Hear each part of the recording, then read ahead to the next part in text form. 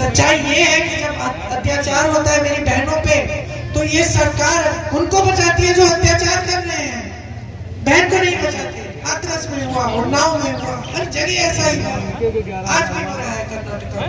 11,000 तो ये सच्चाई है। तो आज की मांग क्या है कि इस सच्चाई के आधार पर तुम अपना वोट डालो।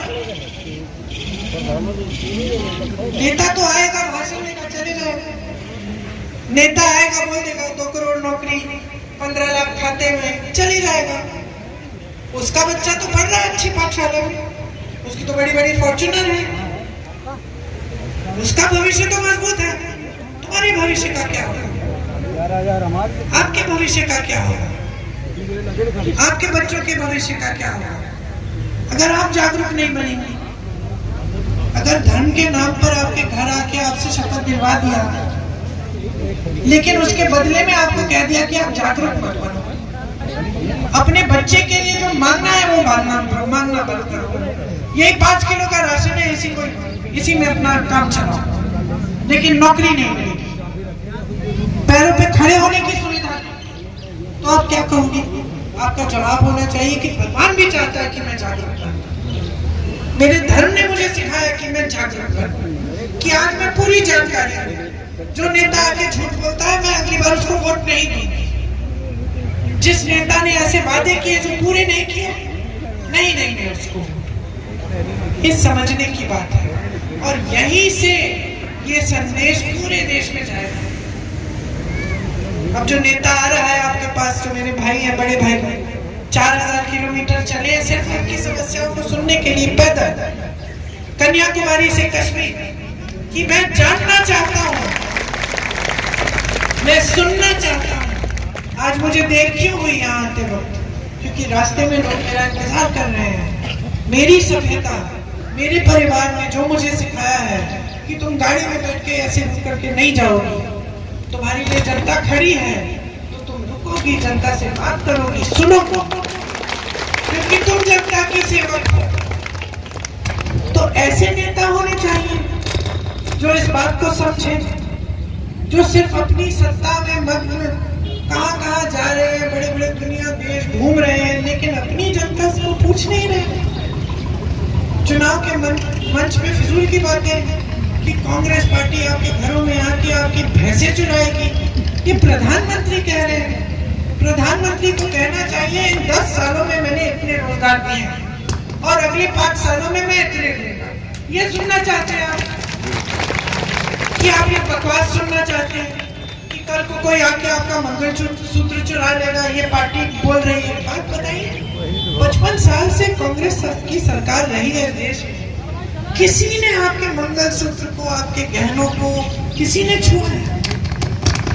बल्कि इंदिरा जी ने अपने गहने दे दिए थे देश को, पंडित जी ने अपनी जितनी भी जायदाद थी वो दे दी थी देश को, जब देश आर्थिक संकट में था।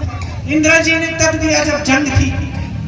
मेरी माँ का मंगलसूत्र तो कुर्बान हुआ इस देश के लिए, और ये लोग ऐसी बातें कर रहे हैं। और कर क्यों रहे हैं? आपका ध्यान भटकाने के लिए, क्योंकि ध्यान नहीं भटकेगा, आप जागरूक बनेंगे तो आप पूछेंगे कि भाई रोजगार नहीं दिए, हमारा जीवन मुश्किल से मुश्किल होए जा रहा है, हमारे संघर्ष बढ़ते चले जा रहे हैं, तो कर क्या रहे हो? आप प्रधानमंत्री को देखते हैं, साफ सुथरे एकदम, इतनी सी धूल नहीं, कभी आपके घरों में आएंगे नहीं, कभी आपके बीच जाएंगे नहीं, सड़क पे जाएंगे तो यूं करके गाड़ी में ऊपर करके आगे जा रहे हैं। तमाम सुरक्षा कर्मी है, दूर दूर जनता है, जनता से कट चुके हैं। इनको तो बताने वाला ही कोई नहीं है कि आपके जीवन में क्या संघर्ष हो रहा है। कौन बताएगा? सब डरते हैं इनसे, सबको धमका के, डरा के चुप कराया हुआ है। जो सवाल करता था सबको या तो गिरफ्तार कर दिया या मुंह बंद करा दिया किसी तरह से। इनके आसपास के जो सलाहकार हैं, अधिकारी हैं, इनसे डरते हैं। कौन बताएगा कि भाई इस 5 किलो राशन से काम नहीं बन रहा है? अब कौन बताएगा? कोई बताने वाला ही नहीं है। तो देश में ये परिस्थिति बन गई है कि एक अहंकारी नेता जो जनता से कट चुका है, सारी नीतियां बड़े बड़े खरबपतियों के लिए बना रहा है, जनता खाई में है, दलदल में है, कोई निकालने वाला नहीं है। ये परिस्थिति है आज देश में। तो इस परिस्थिति को कौन बदलेगा? कौन बदलेगा बताइए? राहुल भैया बदलेंगे, लेकिन तब बदलेंगे जब आप जागरूक होंगे और आप समर्थन देंगे। जब ये जो वोट है आंख मूंद के नहीं देंगे आप, ये वोट आप एकदम पूरी समझ से देंगे। यहाँ की जागरूक जनता है, यहाँ से आंदोलन शुरू हुआ हमारी आजादी के लिए, हमारे लोकतंत्र के लिए, हमारे संविधान के लिए। यहाँ से आज भी एक नया संदेश जाना चाहिए। यहाँ से पूरे देश को दिखाओ कि लोकतंत्र के लिए खड़े हो, कि यहाँ रायबरेली का गर्व है कि इन्होंने हमेशा लोकतंत्र की लड़ाई लड़ी है। और राहुल गांधी को जब जिताओगे तो एक ऐसे नेता को जिताओगे जो किसी चीज से नहीं डरता। बदले सारा हिंदुस्तान, बदले सारा हिंदुस्तान। उसके लिए चुनाव लड़ने आ रहा है, उसका दिल शेर का दिल है, किसी चीज से नहीं डरता है। मोदी जी ने उसको गाली दी, रोज देते हैं, आज भी दे रहे हैं। मोदी जी ने उसको गाली दी, रोज देते हैं और आज भी दे रहे हैं।